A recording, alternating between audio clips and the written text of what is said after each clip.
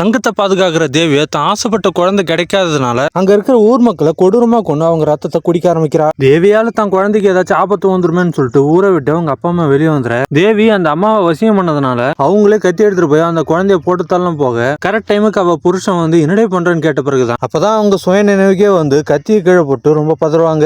விட்டா நம்மளே நம்ம குழந்தைய கொன்னுடுவோன்ற பயத்துல சாகலான்னு போனா கரெக்ட் டைம்ல அவ புருஷன் வந்து காப்பாத்திடுவான். அடுத்த நாள் இவனும் மொட்டை மாடியில நின்று குழந்தைய கொஞ்சிக்கிட்டு இருக்கும்போது தேவி இவனையும் வசியம் பண்ண இவனும் குழந்தைய கீழே போடலான்னு போவான். அந்த நேரத்துல இவனோட மனைவியும் வந்து குழந்தைய காப்பாத்திட அவங்க ரெண்டு பேத்துக்குமே தெளிவா புரிஞ்சு போயிடுது தேவி நம்மள வசியம் பண்ண ஆரம்பிச்சிட்டான். எங்க நம்மளோட குழந்தைய நம்மளே கொண்டுடுவோன்ற பயத்திலே அவங்க ரெண்டு பேருமே கொளுத்துக்கிட்டு இறந்தே போயிட அதுல இருந்து அந்த குழந்தைய அவங்க சொந்தக்காரங்களே வளர்க்க ஆரம்பிச்சிருவாங்க. ஹீரோ நல்லா வளர்ந்த பிறகும் அவன் தூங்கும் போதெல்லாம் தேவி அவனை கண்ட்ரோல் பண்ண முயற்சி பண்ண அவங்க அம்மா கனவுல வந்து காப்பாத்திடுவாங்க. ஆனா வெறி பிடிச்ச தேவியோ சும்மா இருக்க முடியாம அவனை சுத்தி இருக்கிறவங்கள வசியம் பண்ணி அவனை விதவிதமா போட்டு தள்ள முயற்சி பண்ண அவனோட அம்மா அப்பா ஆவியா வந்து அவனை காப்பாத்திக்கிட்டே இருப்பாங்க. இங்க ஒரு கிராமத்துல 4 முட்டா பசங்க தங்கத்துக்காக ஒரு பூஜை பண்ணிக்கிட்டு இருக்க தேவியை பார்க்கணும்ன்ற ஆசையில ஹீரோவும் அந்த பூஜையில கலந்துக்குவான். அந்த புதையலை பாதுகாக்கிறதே தேவியா இருக்கு. நம்ம தேடிட்டு இருக்கவனே நம்மள தேடி வந்திருக்கான்னு ஹீரோவை அங்கேயே போட்டு தள்ள முயற்சி பண்ண ஹீரோ ஜஸ்ட் மிஸ்ல எஸ்கேப் ஆயிடும். ஹீரோக்கு அந்த நேரத்துல போன் கால் வர பதறிக்கிட்டு வீட்டுக்கு போய் பார்த்தா கேஸ் ஃபயர் ஆனதுல அவங்க அம்மாவுக்கு சின்னதா அடிபட்டு இருக்கும். அப்பதான் நியூஸ்ல அங்க பூஜை பண்ண எல்லாரும் மர்மமான முறையில இறந்துட்டாங்கன்னு சொல்ல நீ மட்டும் அங்க இருந்திருந்தனா நீயும் போய் சேர்ந்திருப்ப நீ ஏன்டா அங்க போனன்னு சொல்லிட்டு காதலியோ திட்ட ஆரம்பிக்க அவங்க அப்பா எல்லாம் அடிக்கவே போயிடுவாரு. அப்ப வீட்டுல இருக்கிற சில போட்டோ எல்லாம் திடீர்னு எரிய ஆரம்பிக்க அதை அணைச்சிட்டு பார்த்தா அவன் கனவுல வர அவங்க அம்மா அப்பா போட்டோவா இருக்கும். இந்த போட்டோவில் இருக்கிறது யாருன்னு சொல்ல போறீங்களா இல்லையான்னு அவங்க அப்பா கிட்ட கேட்க இதுதான் உன்னோட பெத்த அம்மா அப்பான்னு சொல்லிட்டு எல்லா உண்மையும் சொல்லிடுவாரு.